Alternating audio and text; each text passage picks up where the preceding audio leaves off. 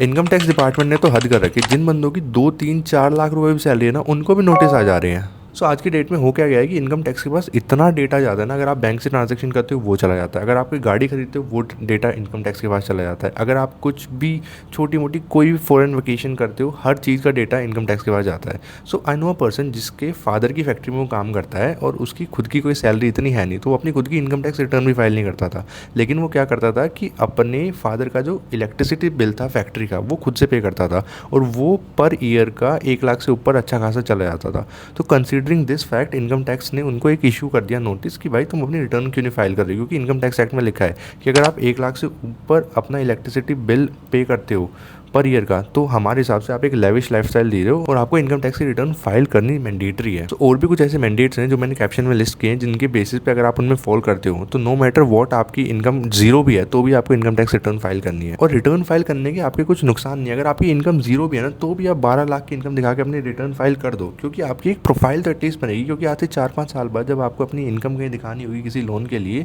तो कम से कम आपके पास पिछले 4 साल की ITR तो हो, जिसमें आपने 12-12 लाख रुपए की इनकम दिखा रखी है, ताकि आपका लोन अप्रूव हो जाए, आपका वीज़ा अप्रूव हो जाए। इसीलिए रिटर्न फाइल पक्का पक्का कर देना।